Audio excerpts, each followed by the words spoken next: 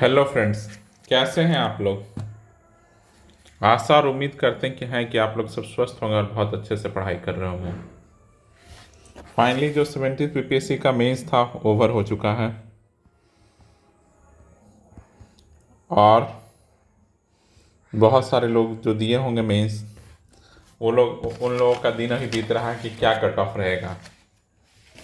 भाई एक बात आप लोगों से कहूँगा, जो लोग भी मेंस दिए हैं आप लोग इतने परिपक्व लोग हैं, किसी को पता होता है कि कितना मेंस कितने नंबर आएगा। इतनी सब्जेक्टिविटी में कोई अगर कट ऑफ हम बता भी दिया जाए, लोग कट ऑफ प्रिडिक्ट भी कर लें, तो आप उससे आपका क्या बेनिफिट है। आपको कैसे पता चलेगा कि आपके उतने नंबर आ रहे हैं या नहीं आ रहे हैं। एस से कितना सब्जेक्टिविटी है, एस में कितनी सब्जेक्टिविटी है। पिछले बार इंग्लिश मीडियम में मार्क्स ही नहीं आया, हिंदी मीडियम में खूब सारा नंबर आया और उसके कारण क्या हो गया कि पूरे मार्क्स इन्फ्लेट हो गया 20 नंबर प्लस। GS2 का तो वही रवैया रहा, 135 140 के आसपास। हर हम बोल रहे हैं कि जैसे पिछली बार एक क्वेश्चन था, कौन सा क्वेश्चन था, फेडरलिज्म वाला, उसमें सब क्वेश्चन में न मार्क्स ही नहीं दिया, फेडरलिज्म वाले क्वेश्चन में किसी को नहीं दिया। उससे उससे पूरे कट ऑफ में गिरावट आ गया, लेकिन ये इधर इन्फ्लेटेड मार्क्स था इसके कारण।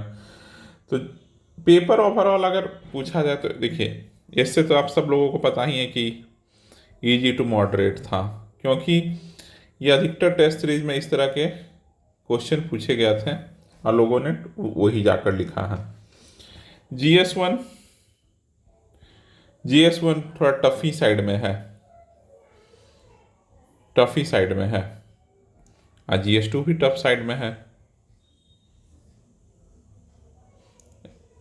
कितना रैंडम सा सवाल पूछा है कि एक एक में ज्योग्राफी वर्सेस ज्योग्राफी है, आपको ज्योग्राफी का सवाल ही उठाना है, आपके पास सुविधा नहीं है कि आप इकोनॉमिक्स उठाइए। और इस बार तो ऑप्शनल ऑप्शनल भी इस बार कुछ कुछ ऑप्शनल में तो बहुत टफ क्वेश्चन आया है।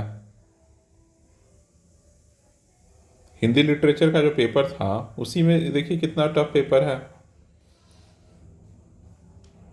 तो इसलिए यही है। अब देखिए, और दूसरा है कि नंबर ऑफ वैकेंसीज बहुत ज़्यादा है, 2000 प्लस है, तो किसी को कुछ भी आइडिया नहीं है ब्रो। तो इसलिए लीव दैट, कि जो होगा जैसा लिख कर आए, किसी को नहीं पता कि कितना नंबर आएगा। जो सोच रहा होगा कि ख़राब लिख कर आए हैं हो सकता है वो सेलेक्ट हो जाए, और जिन लोगों को लग रहा है कि बहुत अच्छा लिख कर आए आप हो सकता है वो लोग सेलेक्ट ना हो। इतनी सब्जेक्टिविटी है, इतनी ज़्यादा है, तो इसको रहने देते हैं। अब हम लोग मूव करते हैं यहाँ से, जिसको अब इसमें से बताइए आप लोग कितने लोग इसमें से अब इस साल UPSC का प्रीलिम्स देने वाले हैं। एक तो ये जनता है, दूसरा जनता ये कि आप लोग ये बताइए कि कितने लोग UPPCS का मेंस देने वाले हैं, और तीसरी जनता फिर से 71st में लगने वाली है। आप लोग ज़रूर कमेंट सेक्शन में बताइएगा। तो देखिए, कोई ना कोई एग्ज़ाम है ही, तो आप लोग एक काम कीजिए कि जिस एग्ज़ाम के लिए आप अभी लगना चाहते हो उसके लिए मूव ऑन कीजिए। जिनको UPSC देना उनके पास तो समय नहीं है, UPPCS मेंस वाले के पास भी समय नहीं है, 71st BPSC का ही पता नहीं कब आ जाएगा।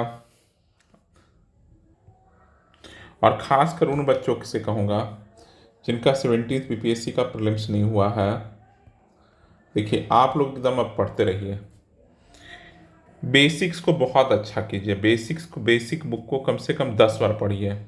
वही स्पेक्ट्रम, लूसेंट भी पढ़िए, लूसेंट भी पढ़ जाइए, स्पेक्ट्रम, लक्ष्मीकांत, सब कुछ।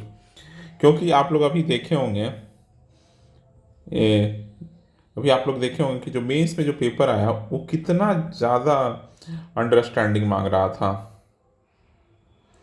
तो अंडरस्टैंडिंग डेवलपमेंट 3 महीने में नहीं होता है। सबसे बड़ी बात है कि अंडरस्टैंडिंग डेवलपमेंट 3 महीने में नहीं होता है। इसके लिए आपको एक लंबा समय देना होगा, किताबों पे गौर करना होगा, चीज़ें लानी होगी, तभी जाकर अंडरस्टैंडिंग डेवलप होगा। और देखिए, और दूसरा चीज़ है कि आप लोग खूब सारे आंसर राइटिंग प्रैक्टिस कीजिए, क्योंकि अगर आप बहुत सारे क्वेश्चन लिख के नहीं जाइएगा एग्जामिनेशन हॉल में तो वहाँ पर कुछ भी नहीं हो सकता। पहले से ही दिमाग में रखना रहता है कि यहाँ पर मैप बनाऊंगा, यहाँ पर ये आर्टिकल लिखूंगा, यहाँ नंबर ऑफ केसेस लिखूंगा, यहाँ पर रिकमेंडेशन लिखूँगा, यहाँ पर ये लिखूँगा, यहाँ पर ये करूँगा, वैसा करूँगा, वैसे करूँगा। तो जितना ज़्यादा आप आंसर लिखिएगा उतना ज़्यादा परिपक्व होइएगा और एग्जामिनेशन हॉल में दिखेगा कि आप एक अच्छा आंसर लिखें। सब बेकार लिखते हैं, जान जाइए 99% जनता बेकार आंसर लिखती है। उसमें से कौन सबसे कम बेकार लिखता है, इसी का कंपटीशन है। बाहर जब टॉपर्स का कॉपी आता है तो लोगों को लगता है क्या लिखा है यार ये, इससे अच्छा तो हम लिख देंगे। भाई उस समय आप नहीं लिख सकते हैं, इसलिए वो टॉपर है और आप बाहर बैठ के ये कमेंट कर रहे हैं। समझ गया ना? तो कुल मिलाकर यही है, एकदम आंसर राइटिंग पे एकदम फोकस करना है, डेली आंसर लिखने हैं। डेली जो पढ़िए उसके 2-3 बड़े क्वेश्चन PYQ। और अभी एक और क्या चला इस बार कि मेरे टेस्ट सीरीज से आया भाई, हिस्ट्री वाले करंट अफेयर वाले दिन सब लोग वीडियो बना बना कर कह रहे थे कि मेरे ही कोचिंग से आया, मेरे ही टेस्ट सीरीज से आया। भाई वो PYQ था, लिटरली PYQ था, कुछ भी ऐसा नहीं था कि नहीं था। और बाकी तो जो UCC आया, वन नेशन वन इलेक्शन आया, जब मणिपुर क्राइसिस आया, अगर आप 20 current affair, most important current affair को उठा के बहुत अच्छे से कर लेते हैं, 20 मोस्ट, बस बोल रहे हैं। लोग ज़्यादा क्यों करते हैं? डर से करते हैं, डर लगता है कि कहीं ये 20 में नहीं पूछा तो एग्जामिनेशन तो एक ही दिन का है, इसलिए लोग 100 करके जाते हैं। लेकिन लोगों को पता रहता है कि यही आना है, इसके अलावा कुछ नहीं आना है, ये लोगों को मालूम रहता है। समझ गया ना? तो आप लोगों को भी क्या करना है कि डेली PYQ करना है और कुछ नहीं करना है। PYQ कीजिए, जितना ज़्यादा पढ़ सकते हैं पढ़िए। डेली न्यूज़पेपर जरूर लगा लीजिए, डेली न्यूज़पेपर जरूर पढ़िए। न्यूज़पेपर से क्वेश्चन के लिए नहीं, अंडरस्टैंडिंग के लिए कि दुनिया में क्या चल रहा है।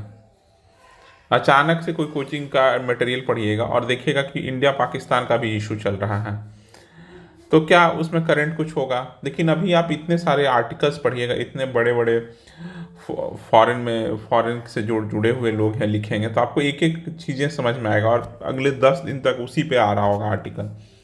तो आपके दिमाग में एक अंडरस्टैंडिंग हो जाएगा कि कहाँ कहाँ इशू है, किस किस बिंदु पर इशू है, उसका वे फॉरवर्ड ये क्या लोग बताते हैं, क्या क्या किया जा सकता है। इसी तरह हर समय, जैसे अभी एक महीने पहले क्या हुआ होगा, अभी एक महीने पहले क्या होगा कि ट्रम्प का पूरा चीज़ आ रहा होगा।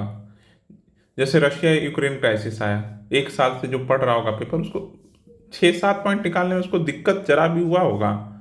नहीं हुआ होगा, लेकिन बाकियों को तो दिक्कत हो रहा होगा। और देखिएगा मेरे चैनल पे एक चीज़ और आपको देखिएगा कि साइंस का हम घटना चक्र करा रखे हैं, तो उसको आप लोग कर सकते हैं। इस बार मैं सोचा हूँ कि साइंस का NCERT आप लोगों को करा दूंगा, खासकर फिजिक्स और केमिस्ट्री, 9th का और 10th का।